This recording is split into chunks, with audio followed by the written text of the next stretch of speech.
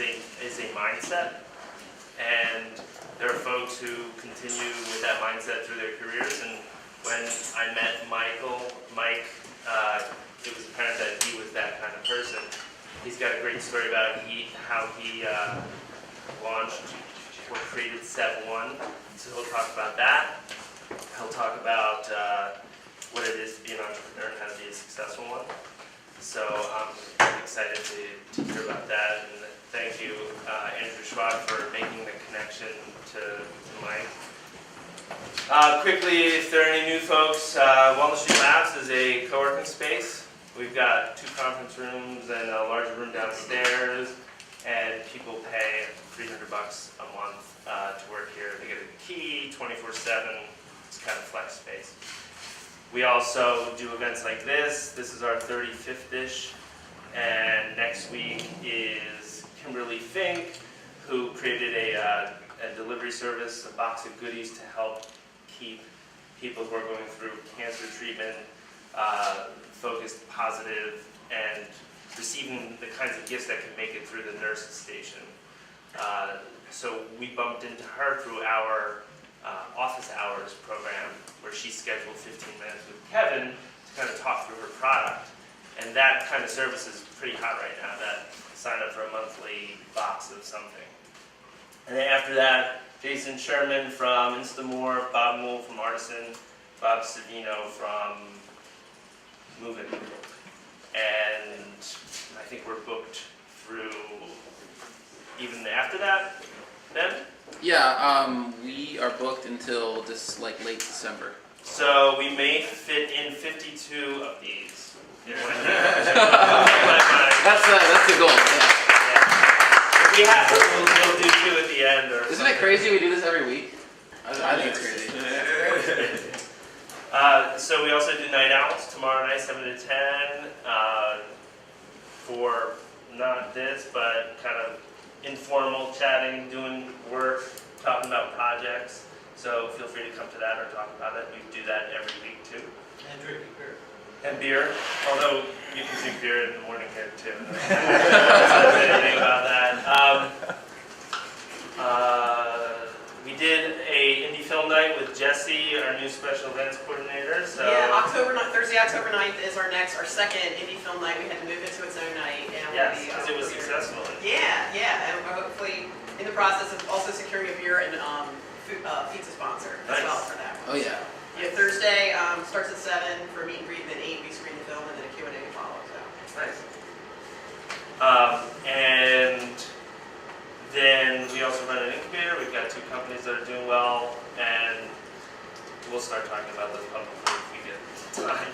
But it's exciting, and if you want to learn more about that, let me, Kevin downstairs, or Michael Gutman know about that, or Ben. And thank you to our sponsors, Fox Rothschild, providing legal counsel to make sure we don't get thrown in our cell for doing crazy things, keeping us straight and narrow, helping us figure out how to do really innovative things within the confines of SEC regulation. And CCEDC, Chester County Economic Development Council. Their funding is helping us continue to do these events, live stream. If anybody's got a question, you can tag, mention us on Twitter with your question. Ben will float the question during Q&A. And the grant money that the CCEDC is providing is also sponsoring us to go, or making it possible for us to go into Chester County and do a video on premise of cutting edge or interesting, innovative company. So if anybody knows of companies that are worth covering, let us know and we'll put them on the list. So really raising the profile of innovation in Chester County. And not just technology, life sciences and product, consumer products, whatever. Anything else, Ben? Yeah, do you want to pitch Allowers real quick, or just kind of yeah. So we soft launched office hours, Walnut Street Labs office hours, in conjunction with CCDC. And what that is we're making it easy for innovators to access experts in domains like technology, specific technology, IP, anything related to helping an innovator get up and on its legs and moving forward. Right now we have about 10 people. We list their bios and their key skills, kind of keywords, and you can book 20 minutes with that person, no questions asked, here or one of the other 2 incubators in this county, or on the phone. We really want them to be face-to-face. But we think by the end of the month we'll have 50 people on there. So what has kind of become clear in my head is that cities thrive because people are close together and they bump into each other and ideas move fast. But in the suburbs, we don't have that. We're not going to have that. But if we make it really easy for people to connect face-to-face, I think there's an opportunity there to facilitate, dare I say, ignite innovation, because from my own experience and from watching what happens at our events, 15 minutes with the right person can really save you months, years of time, money. So that's what we're trying to do, make it easy. And Chris, I know that you asked me a question that I haven't gotten back to you, but the question Chris asked is, would I be able to get in front of somebody and talk about IP or patents or totally something else? Okay, the answer is now yes. We have a menu of people, and you just click, and it sends a notification to both people, and that's a commitment to meet face-to-face, which is, I think, LinkedIn is good, but face-to-face, real face-to-face meeting. So, don't let me get in front of Mike, because I'm really interested in hearing this. So, let's give him another round of applause. And, we're going to do 30 minutes of content, now we're going to hit you with 1,000 questions. Okay, sure. In fact, what I was going to suggest, I'm sorry I'm going to sit here. My legs aren't working like they used to. I was going to suggest that you can ask questions as we go along. We don't have to wait till the end, because sometimes it's lost by the time we're finished.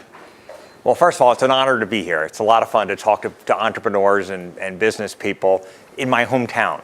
I've been in Westchester for 30-some years. I went to Westchester University. It's great to see my name out on a sign.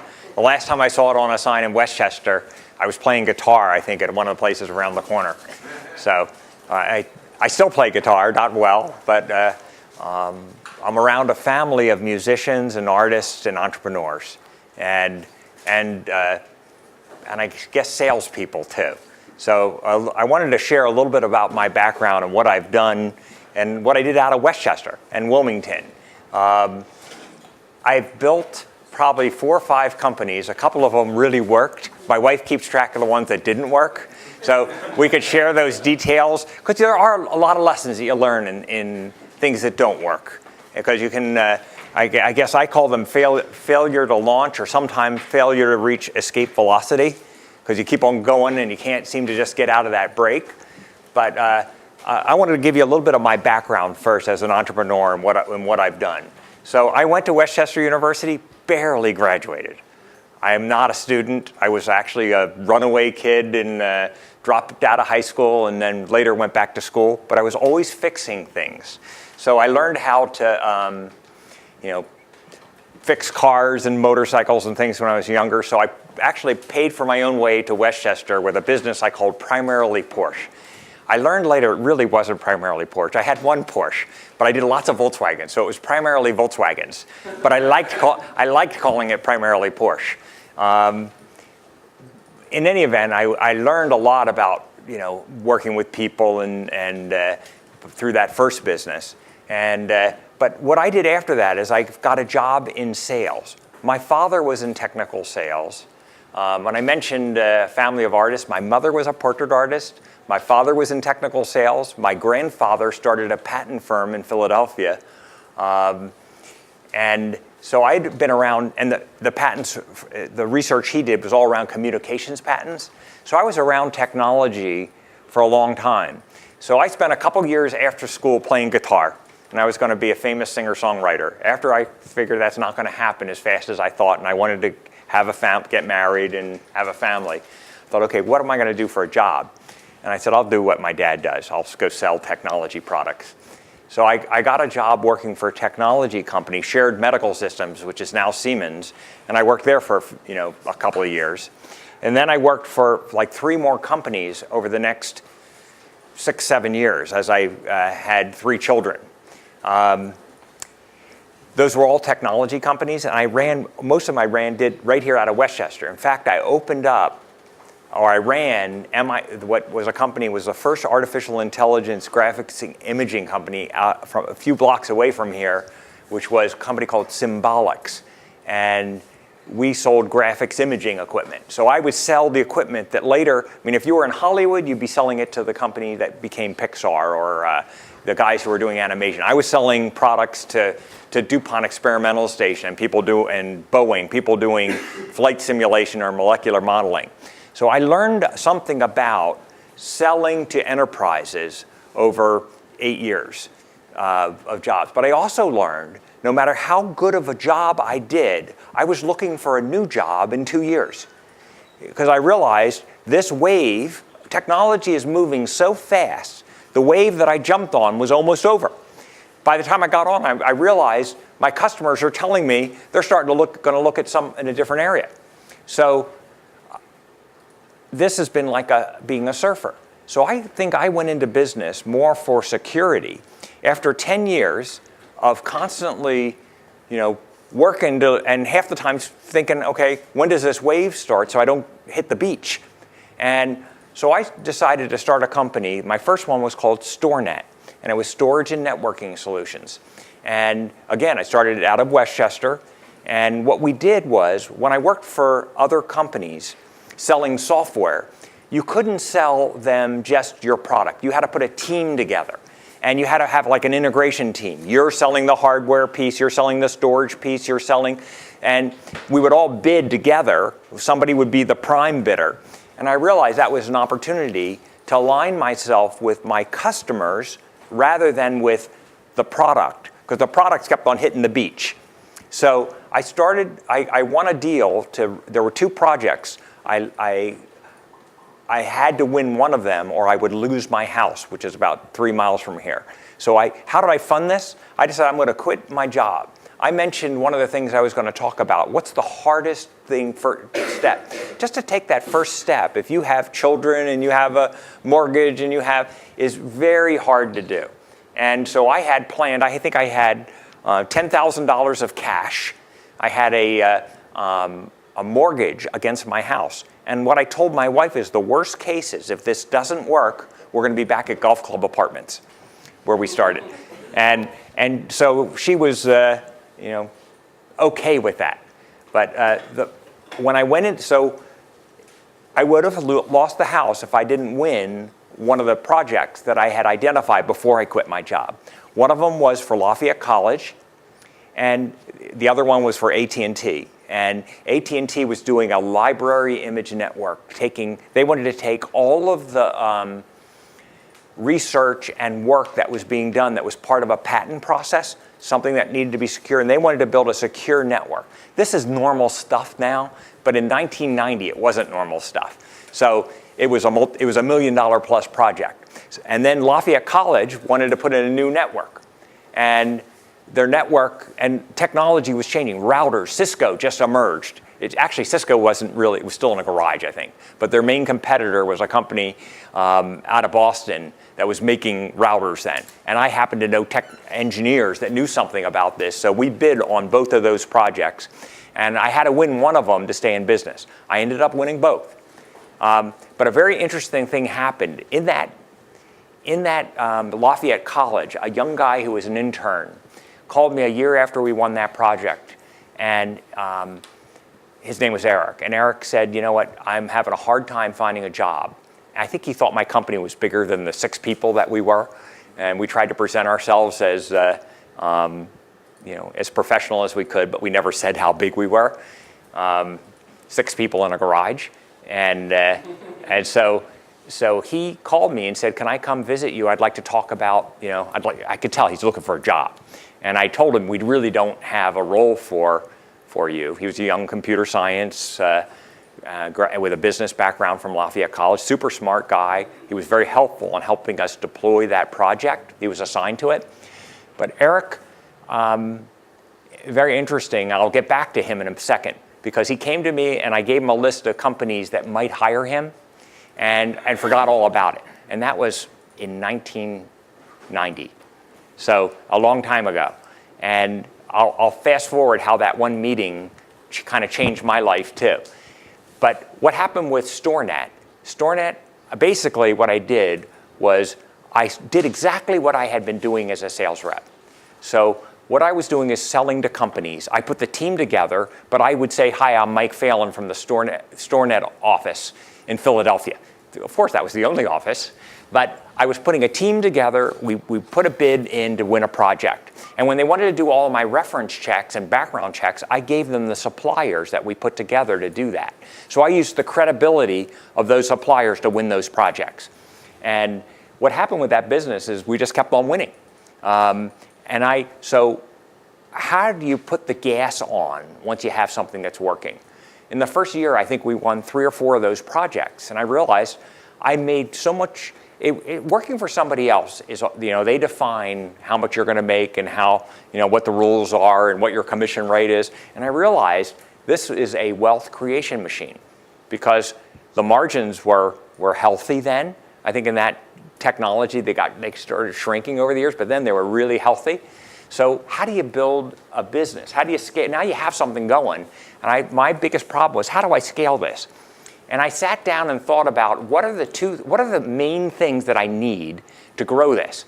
And I realized I had 2 kinds of people, and I called them CSGs and RMs, certified smart guys and rainmakers. And a certified smart guy was the engineer, had to be the smartest person in the room, and knew how to put all this stuff together, and knew how to write.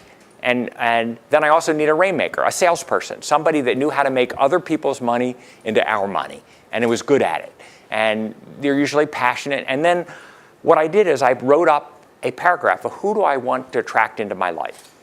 And who are they? And they're honest. They're somebody you want to hang out with. They've got good values. They're fun to hang out with. And that's why people on the rainmaker side, the salespeople, we said, this is somebody. Then I wrote, where do you find them? And I came up with a list of like 3 places where I'd find them. But what ended up happening is I ended up with a really concise paragraph of who are the rainmakers that are going to help build this. Where do you find them? Who are they? And what do they want? What do they want? How do we treat them differently than, so who they were, we were too small to go out and train people from scratch. They had to know how to do this already. So I said they were sales reps, and I had a list of companies that they were in. And they had been known for being the very best, and they had something performed on them regularly. I called it a surgical procedure, a commissionectomy, to remove their commission. So they'd sell something, and say they were at a company like EMC, and they're selling this big hardware storage stuff. They'd go sell a multi-million-dollar account, and their sales manager or the vice president of sales would come up to them and say, you know what, you were supposed to get 3-4% commission on this, but because this involved this, we're only going to give you, we're going to split it up with or do something. That's called a commissionectomy. All of them, all sales reps who work for companies have had that performed on them, where they think they have a deal. They're telling their spouse and their friends, hey, I won this deal, and they're counting I just made X amount, and they've already put it in their emotional mental bank, and that gets yanked out. That's called a commissionectomy. So one of the things in my paragraph about rainmakers was honor your commitment to them. Don't try and change the game. And the same was true with customers. We said, we're going to do what we said we're going to do. And if we can't, if there's a problem, if something happens, we're going to be upfront about it. So it's being transparent with your employees and with the people that are helping you build something. So my main job for 10 years was finding rainmakers and certified smart guys, CSGs and RMs.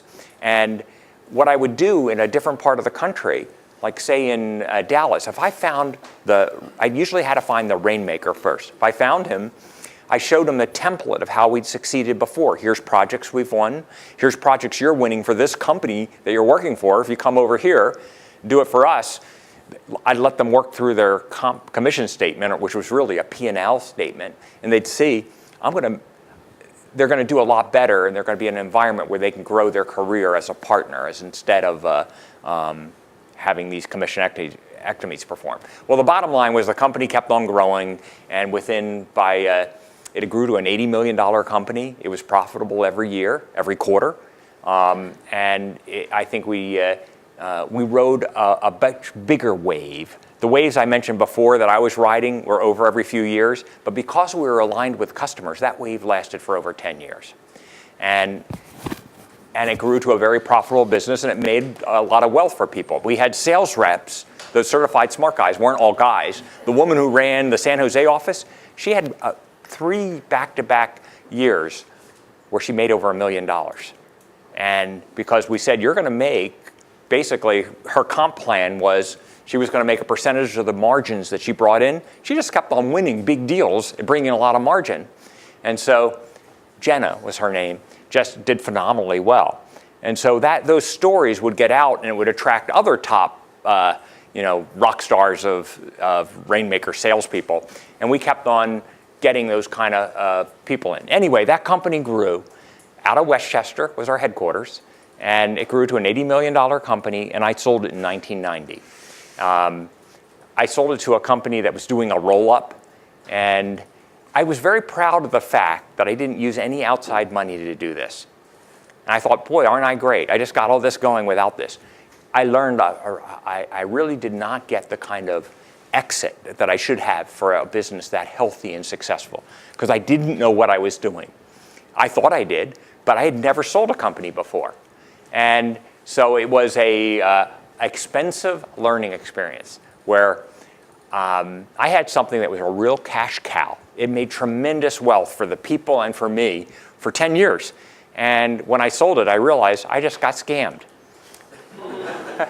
And it was sold to a group that was doing a roll-up, and they didn't know what they were doing. I mean, they basically leveraged their bank senior credit facilities, all their loans to buy companies. So as soon as the market in 2001 went down a little bit, they couldn't pay off the bank.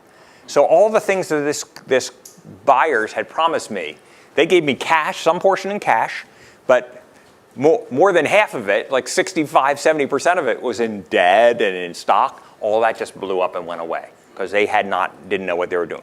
Very expensive lesson for me. But was this all, sorry, this sure. whole story, was this all over 1 year? You mentioned 1990 multiple. Oh, no, I'm sorry. This was in 2000. That was so it was 11 years later. In 2000 is when I sold it. So that thing grew from 0 to $83 million in 10 years. And it grew to 250 some employees. And so I had a lot of incoming interest in buying my company. I just picked the wrong one because I did it myself and I didn't know what I was doing. So I made I ended up working after that as a CEO and I guess what private equity firms call them is operators. You're a CEO, but you're really working for them. You're not an entrepreneur. I hated it. There was nothing joyful about what I was doing. And building something, hopefully what the people in this room are trying to do was fun. I enjoyed that. So after 5 years of working for other people after this, I realized I'm going to start looking. And an interesting thing happened. A guy that, I don't know if anybody's met John Curry. John is a really good guy. He worked for me. He worked with me here in Westchester selling computers for Symbolics, which was MIT's artificial intelligence lab, got into business with defense money. And that was one of the jobs I mentioned that just was over every 2 years. Well, John worked with me in the 80s selling this equipment. So I came up with the criteria. What do I want to do with my life for the next, I was 49 years old. And I realized, what do I want to take my time and talent and pour it into? And I was a little bit scattered at first. I didn't know what I wanted.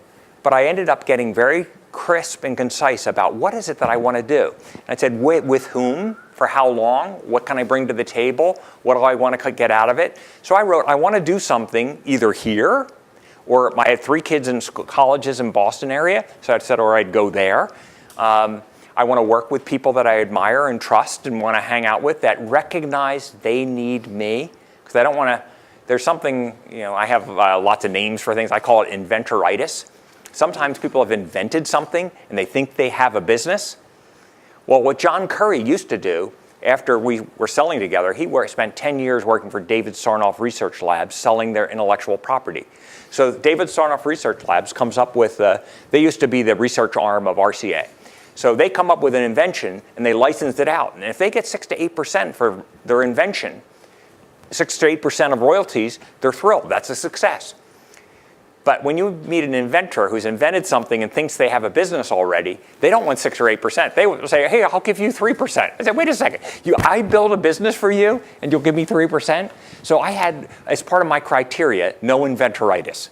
And I'd find out right away, do they understand what I'm going to bring to the table, that I'm going to help them build something?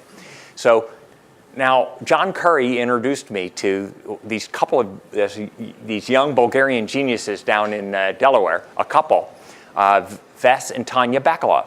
Ves had been an adjunct professor at the University of Delaware, teaching advanced concepts of things like Napster. How does that work?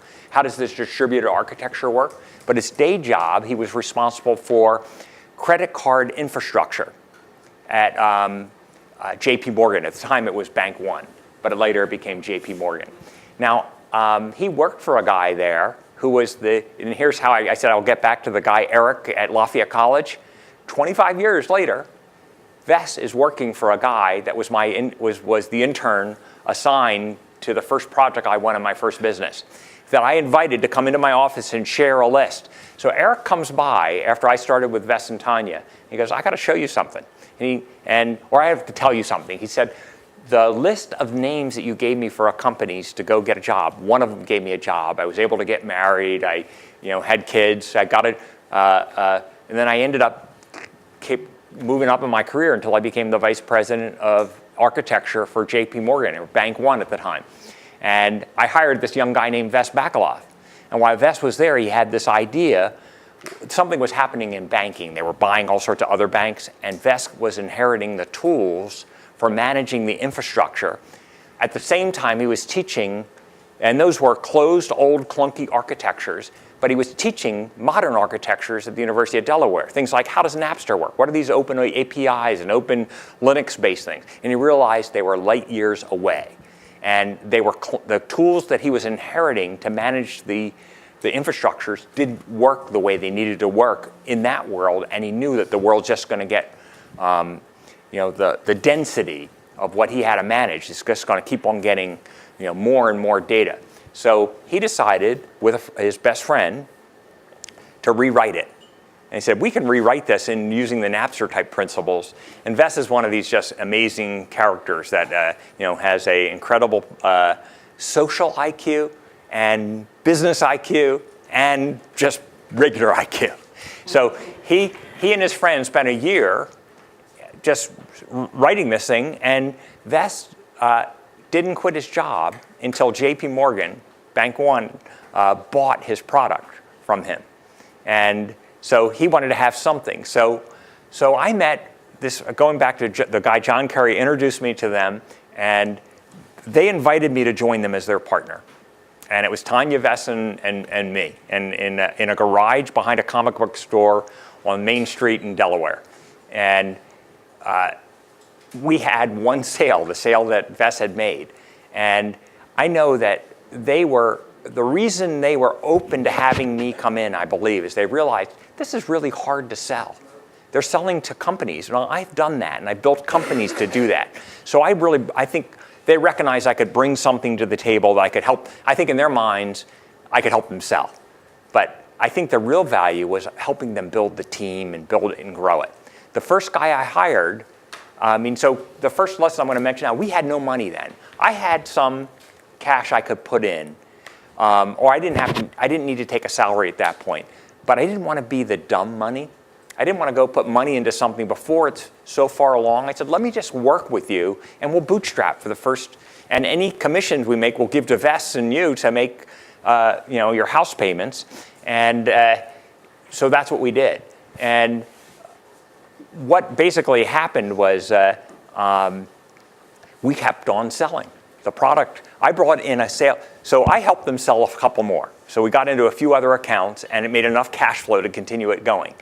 Then I brought in a professional sales guy. That's very expensive, and I had no money that I wanted to do it. So I had a boss at Shared Medical who was one of the best rainmakers, best salespeople I've ever seen in my life. Bob Fetters was his name.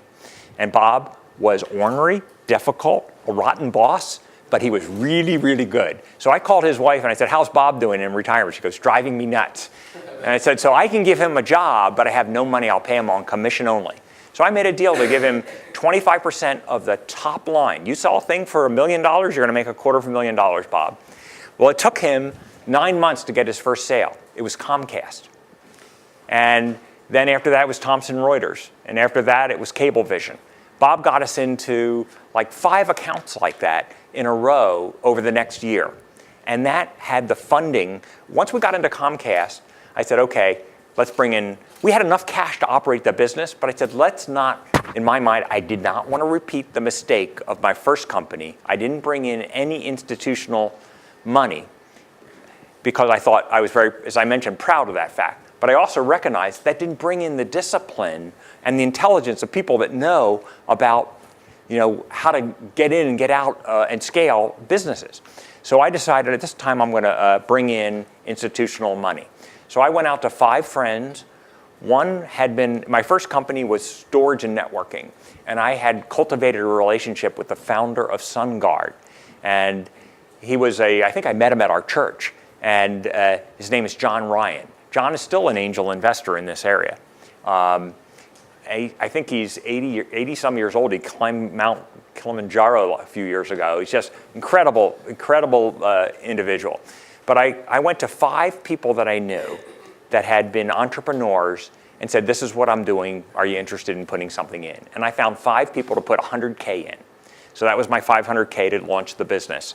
And but I couldn't have done this. And this is what I was going to say before. You can't raise money until you've proven that you have a model and selling something. So that's the challenge of bootstrapping, especially in selling to enterprises. You have to have already done it. So you have to, that's the gauntlet that you have to run through, is figure out how do you do this and get guys like Bob Fetters out of retirement to sell for you, and how do you work in a garage and get interns and things like that to help you do support and development.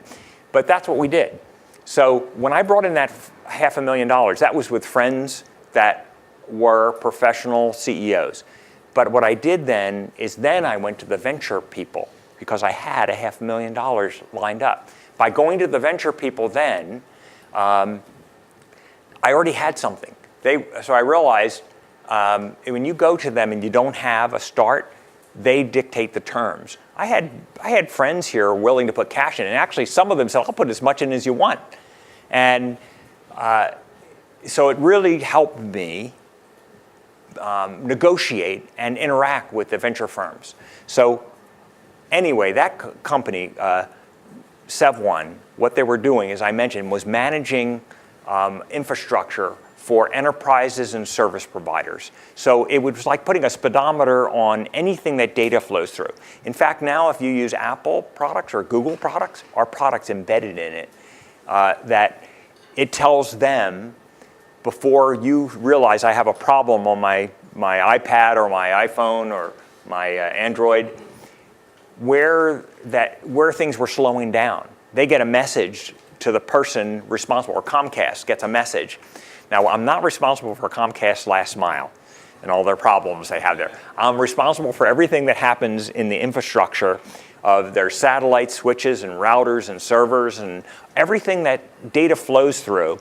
We track that and we show them where is it, and we can give them messages that say, in 2 months or 30 days, you're running out of this on this server, or this circuit is trending this way.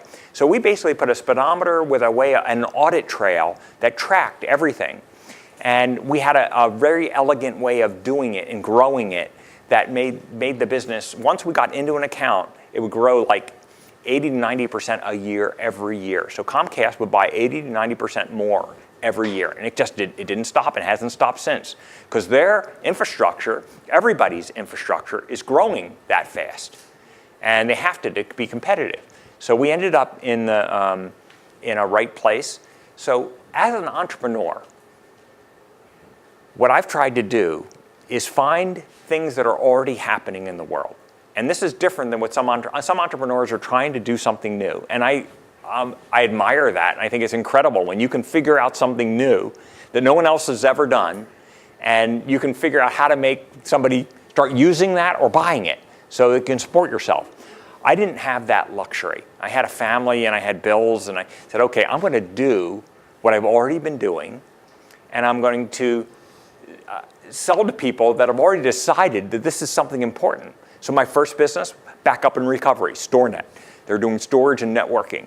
Companies have to back up and they have to have networks to network things. So I was selling them ways of doing that and I was competing with companies, big companies that were doing it piecemeal. I was just pulling them all together. This next, in Sev 1, people were already they were buying products to do network management and to do infrastructure management, application management. They were buying all these products, but the products were not built with modern architectures. The same reason VES started the business to begin with was the power in letting it grow.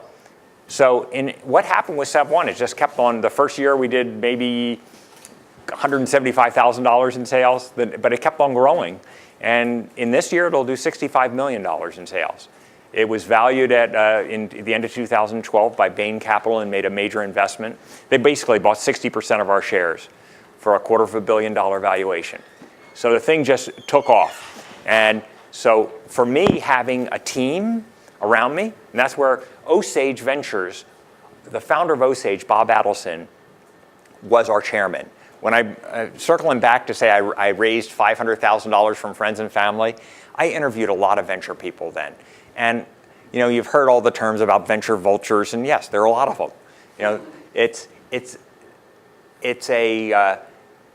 For me, it wasn't about the money because our business was making money already. It was about who am I can bring in that can help us with the strategy and the team, and who do you want to hang out with? Same criteria.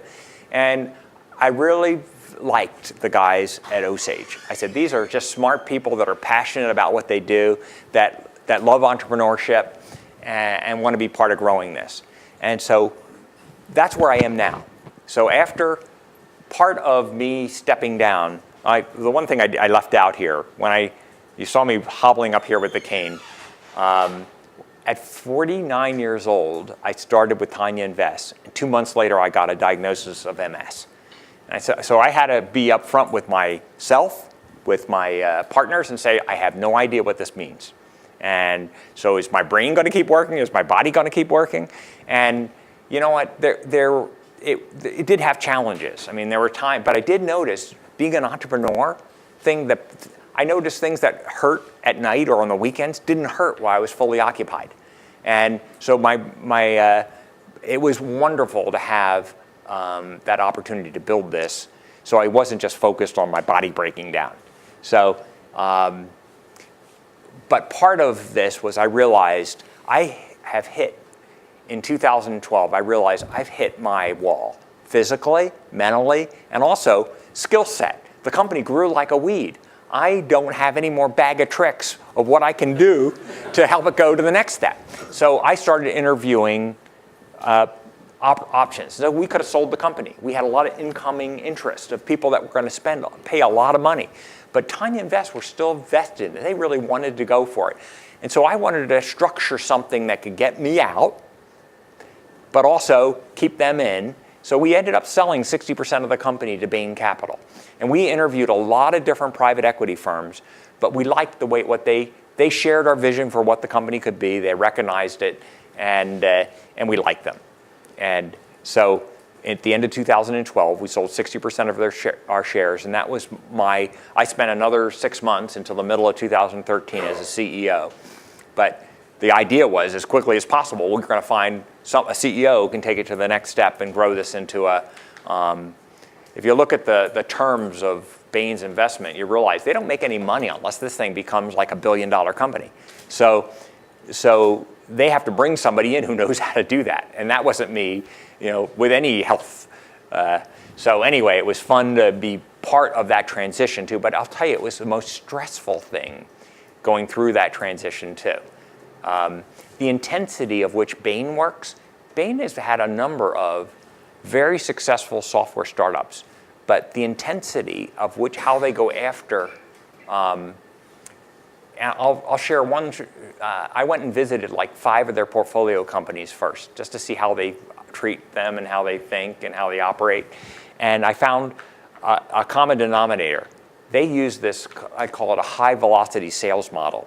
And it was just like going into a bar with young 20-year-olds, because they had these tables where there were, what do you call the rooms where people just are picking up the phone?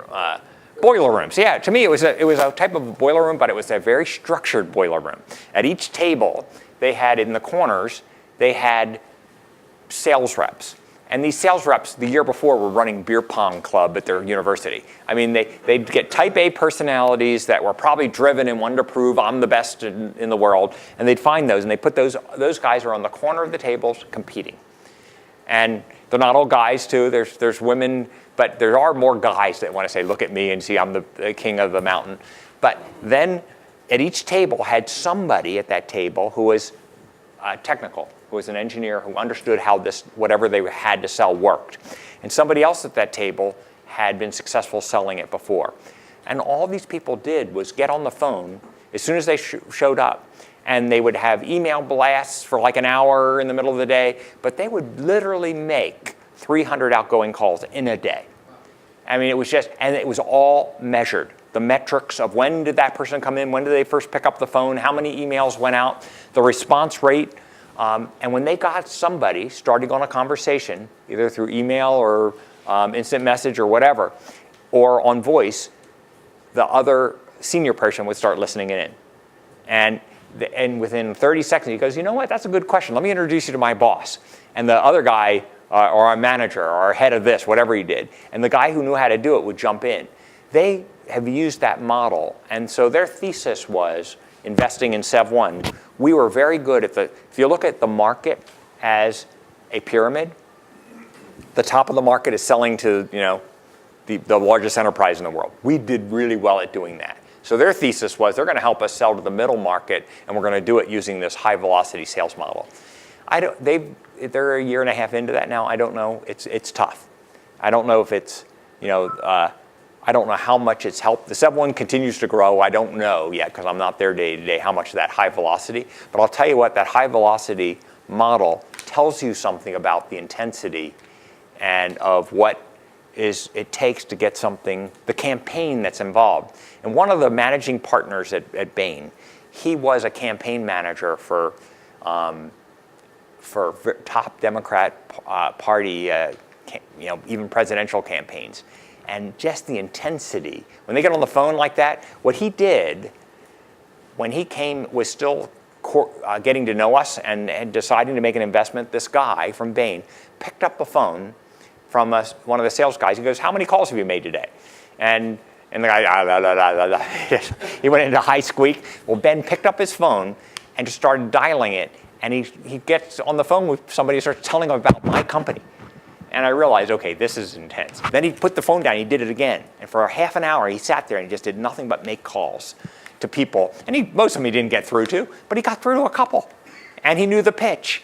So he expected people, if you're showing up to work, you better know what you're selling, have already done the homework of what the pitch is, and you better be willing to pick up the phone and I'm not sure that model is the best model. I think sometimes the best model is incoming. The world's changed a bit. So anyway, there's lots of experience I've had selling to enterprises. And I used to tell entrepreneurs, the best thing to do is work for somebody else first. If that's still true if you're going to sell to an enterprise.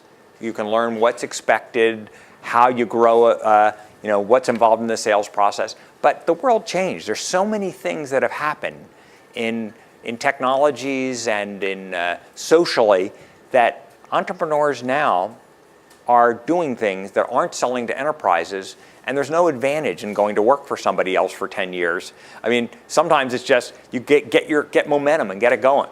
So I don't give that same advice unless you're selling to service providers and enterprises. Now, just get the momentum going. Just do it. Get the next step, and get to the point, to get investors interested, you have to be far enough along that somebody is saying, if you have this done, I will buy it. And they have to express that in a way that an investor will go, oh, okay, you've gone to this company and you said you're going to make this special product for them, and they've told you, yes, we're going to buy it if you do this. You could then start having the conversation with potential investors, or you have to have a product that's already developed far enough along that you can go to those potential people that want to buy it and show them the prototype or the finished product. So it's a game of what comes, chicken or the egg, and when you're having to make a cash flow, it's a very difficult challenge. But I'll tell you what, at Osage Ventures, where I am now, after I left, I joined Osage Ventures. And we make investments in technology companies, but basically it's early stage, and our definition of early stage is companies that have already achieved revenue. And frankly, our threshold's usually around someone has $1 million a year in the crosshairs or has already done it. So that's what their definition of early stage is. Then next, there are seed companies that do earlier than that. There are angels that do earlier than that. But that's where Osage happens to be. The next thing in their criteria is something in the middle states. And what they define as middle states keeps on getting broader, but now it's down to Atlanta to Boston, say, because they want to be able to go to and meet the people and add value. And then third, they are enterprise. They're not a consumer or social or something other kind of. They want to invite people into their portfolio so that there's some synergy, power in working with each other. That was awesome. Thank you. Thank you.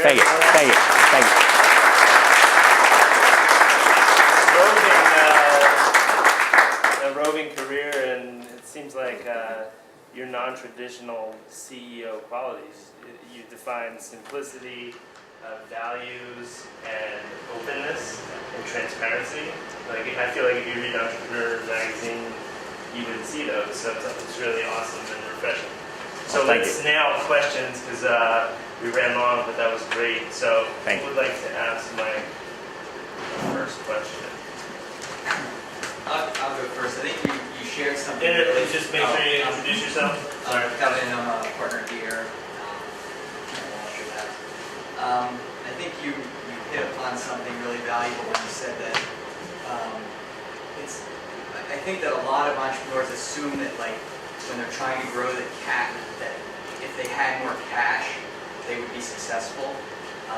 But I think it's really, there's much more than that. It's easy to default to kind of always fall back on the fact that it's like a cat eating the cash, right? If I had cash, I could build this, or if I had cash, I could do that.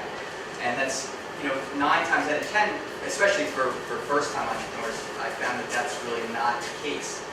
And so I think that if you could kind of maybe talk more about that or share something, share a kind of insight into a time when maybe you thought that cash was an issue. Well, when I mentioned my wife keeps track of the ones that didn't work. She felt the pain probably more than I realized. I thought that was I spent a lot of time pitching to venture firms. It was something there was a time during the internet build-up craze that you could pitch an idea and get it funded. And so that doesn't happen anymore. So I don't think it's very healthy, frankly. There were a lot of things that just hit the skids. I went through a lot of other people's money with a couple of ventures, millions of dollars that were available during the internet bubble, where it said, okay, we should get ours. So we decided I won't go into that business plan, but it was painful. It was very painful getting it and building it. So it's not cash. It's the money will come if the rest of the things are ready. Meaning the money is not it. And the hard part is you have to get to a certain step without money. And that means you have to figure out a way to get a team together. And I understand that's part of the mission here. For people who have brilliant ideas, helping them get to the next stage is one of the things that Chris shared with me that Walnut Street Labs is doing. But that, for every entrepreneur, no matter how you do it, is the challenge. How do you get this together far enough along that you either get a customer, somebody's already bought something, or you've got somebody saying, I will give you money if you do this. So a lot of times at Osage, we also will invest at different steps. We're putting $500,000 in now, but you're going to do these things that you committed to, and when those are done, we put the next in, and the next. We make up stages. But when I said it's not, when your point is, it's not the money, it's having something ready. Having something so well conceived and ready to go to the market that somebody's risk level of putting their money in is they're taking a leap. You want to make that leap as small as possible by showing them that it's ready to go. So I think my point was like you said at the beginning of step one, you had the opportunity to invest in step one, and you kind of decided that it wasn't there yet. And I think that's I've talked to so many people who have done successful things, and they all kind of, or a lot of them have been in a similar situation and still managed to be able to make it work like that. well, there's a term that venture guys use called burn rate, which that means is how much money am I spending a month compared to what's coming in. Now, when I say I like to boil things down, I had ever since I've been a little kid, I have two reports that are the most important. And it's the Kaminsky and Gowalski report. What's coming in and what's going out. Let me see, your accountant and your finance people are going to call those cash flow statements. I just want to see what's coming in and what's going out. If you're not looking at daily what's going out as an entrepreneur, and you have in my first business, I mentioned I had a line of credit and I had $10,000. I was keenly aware of how short my runway was before I run out of money and have to go get a job. Yes? I'm a vendor. People who are startups come to me and want me to help them promote their business. So should I ask them, let me see your ingoing and outgoing stuff? Because I get people that want me to do stuff for them and they don't have the money to do it. And I have to vet this kind of situation. What's the verbiage on you? I think when you're trying to get, what stage are you? I guess is the question. Where are you in your, are you at a revenue stage yet? Or do you have proper capital? Are you capitalized? Is this something you want me to share the risk on? Meaning I'm going to do something for you and you're going to pay me as part of if it succeeds? I think those are the kind of the verbiage. I always ask that companies ask for a cap table. That means who owns what and how much. And then, capitalization is how much cash is in this? Has somebody put money into this now, or you guys just have an idea that you're doing and you want me to share the risk with you? What investment firms do, they want to see people they're sharing the risk. Like there's a group right now that's come to me from, Step 1 came out of JP Morgan, I mentioned. There's a group that's come to me from JP Morgan, and they're brilliant guys. They all want to start a business. They're making crazy money as senior engineers. I mean, they're making real solid six-figure incomes. Nobody's going to give them those kind of salaries to go develop a product. So they have to share that risk and say, okay, what do I actually need to pay my bills? And hopefully it's half of what I'm getting right now. And until they start funding their development or their marketing or anything based on the money they're bringing in. So, Andrew? Hi, I'm Andrew Schwab. I'm an advisor at the lab and also a technology entrepreneur. So my question kind of builds on some of the stuff that I was asking about sales readiness. So the question is, in your opinion, when you're starting to hunt for the first couple sales, the ones that kind of define, validate that you've got a real business model, is it better to court them along the process, or is it better to gather all your supplies and do a safari at the end to go out to the mammoth? if your product is ready, if it's all baked, then I think you can start selling full bore. But if your product isn't ready yet, you have to find people that you're sharing the story with. you're staring, hey, we're building this, and get them on the ride with you. But until you have that, I've made the mistake in my career of, I mentioned a couple of the startups that didn't work.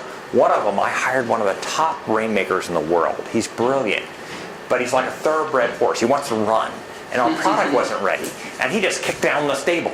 He just was amazingly unhappy because things weren't baked. And I realized my thought was he was going to help us bake it and figure out how to finish this product and get it out there. That wasn't him. He was a thoroughbred sales animal and literally kicked down everything. And we're going to take one more question, but I encourage you to stay. I want to be respectful of the end time so people can leave, but I encourage you to stay and talk with Mike and talk with anybody else and finish our coffee. So, Hi, I'm Mike Upman. I'm Yes. partner at Labs. And my question has to do with sort of the system of investment capital for startups. So the statistics show that of venture-funded startups, so not just people who started up their own company, they've actually gotten venture-funded, 95% of them will never return a dollar to their investors. Do you think that's a reasonable state of things, or do you think that system is broken? I think it's high. The reality is, people who are professionals at picking great opportunities are wrong more than they're right. I've been wrong more than I've been right on hiring people. What I mentioned before was my secret before of growth and scaling a business was hiring people. Certified smart guys and rainmakers. For the rainmakers, I've been wrong more than I've been right. So that means a lot of people come in and you're spending time and money and resources and they don't work out. Venture firms, when they invest, are wrong more than they're right. And they're professionals at it. I mean, that's all. They have analysts that sit there and pore over the market and the product and your team, and they're analyzing everything and making detailed, I think, very informed decisions. But they're wrong more than they're right. I don't think it's 90-some%, but I think it might be. Fortunately, Osage has got a really good. They have many more successes than failures because they're very thoughtful about where they're picking people that are already winners, though, too, that are already out of the gates by their definition of what they do. So if you go into the earlier stages, those numbers go up with failures. So when people talk about the terms about what somebody wants to get other people's money, it's crazy expensive. They want big chunks of your business that doesn't seem justified. But what they're doing is they're covering their risk on their losses. So they have to. So that just comes with it. They're taking other people's money in a fund and then offering it to, those people are entrusting them to make smart decisions with their money, and they're going to be wrong more than half the time. So they better get, on the ones that win, like a 5 to 10 times return on their money to make up for all their losses, so they can show that they've done something reasonable to investors, or they can't raise a fund. So it's a kind of goofy. I mean, it looks like it's almost to an entrepreneur, it can look like predatory. But when you understand why and see what they're getting, get at their side of the table, it seems to make sense. The easiest thing to do is friends and family, but still, one of the challenges is then you have to value it. What's the value of this that I have right now? I'm going to invite people in and give them. You give me, $100,000. I'll give you what percentage? So you have to. What venture firms do is they come up with a value. They say, okay, and it's arbitrary. We value what you have is $5 million right now, or $10 million. And if we valued at $5 million and we give you one, now the new value is 6. And so we have 1/6. We have 1 million over 6 million. I guess that's not 1/6, but in any event, that's how the math works, and how you get them in. Yeah. All right. Well, thank you for Chris. all the feedback. Okay. Great. Like I said, feel free to hang out. A little bit, and I'll kick you all out.